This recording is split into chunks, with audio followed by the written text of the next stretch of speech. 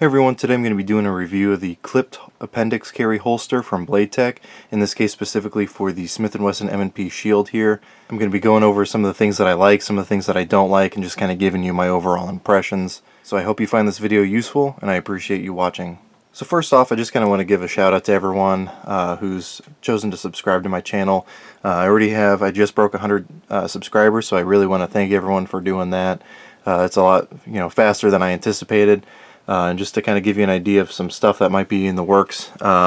This is my Glock 21 that you guys have seen before. Previously it had the Talon grips installed, but I went ahead and removed those. They actually came off really simply, but I went ahead and did my own stipple job on it. I'm pretty happy with the way it came out. I didn't adjust too much on it. I did kind of relieve the trigger guard area to relieve the strain on my middle finger while shooting, and I notched out here just as an index point for my offhand.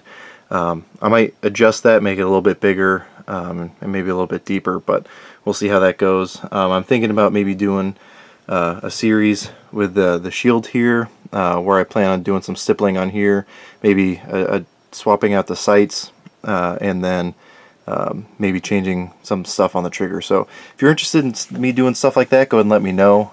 I want to make content that interests my subscribers out there, so feel free to give me some feedback on that. But let's go ahead and jump into this holster review. So again, this is the Klipt holster from Blade Tech for the Smith & Wesson M&P Shield.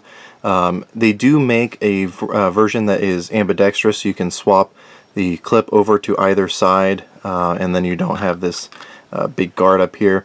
But just do a quick overview. As you can see, it does have a clip, not a loop. I believe this is the only option.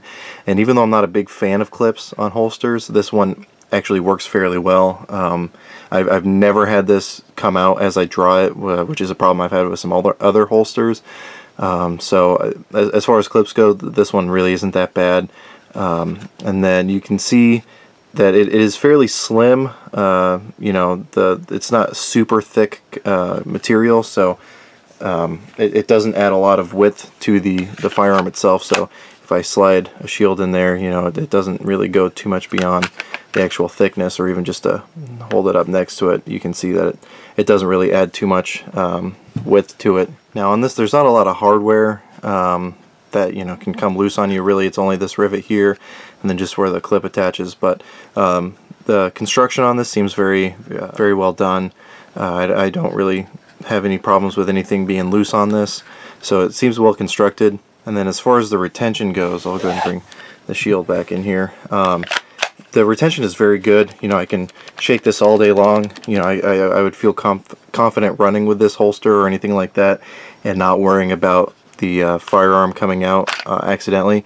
But that said, it actually draws fairly nicely. It doesn't take excessive force to draw the pistol out. So the retention, in my opinion, is pretty much ideal. It's like right where I would want it to be. I don't have any problems with it being too tight, which I've heard can be an issue with Blade Tech holsters. The biggest thing that I don't like about this holster is this guard that comes up here.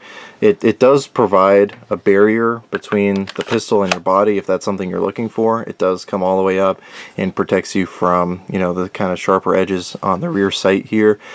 But I don't know who designed the way that this is formed up here, but this corner here, along with this little ledge right there, for me at least, every time that I sit down or bend over, it just jabs right into my stomach. Now, I don't got a whole lot of extra weight carrying around my waist, but I'm definitely not a twig either. So just that little point there really likes to bite into what I do have sitting at my belly. So I'm thinking about either just completely cutting this off, or just sanding this down, or maybe putting some material on there just to create a barrier between this and my skin. But I mean, this is really the only thing that I truly don't like about the holster. Everything else works really well. When I got the shield, I got it specifically to carry appendix style, just because even though I'm a huge fan of Glocks and I have a few Glocks, they're just a little bit too thick, at least as of now, to carry comfortably in appendix style, to a point where I don't really blatantly print out there. Now, while printing isn't the biggest concern to me, it is nice knowing that I can go pretty much anywhere without people freaking out. Now you can see here that the holster does completely cover the trigger area, so you don't have to worry about anything getting in there and accidentally actuating the trigger.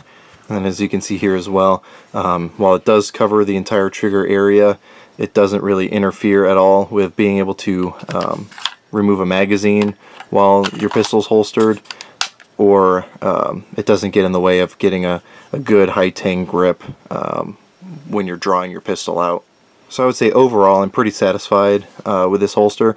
It's fairly inexpensive. I picked it up, I believe, for $30 from Amazon. I know that if you order direct from Blade Tech, there can sometimes be a little bit of a lead time just in them actually making the holster for you.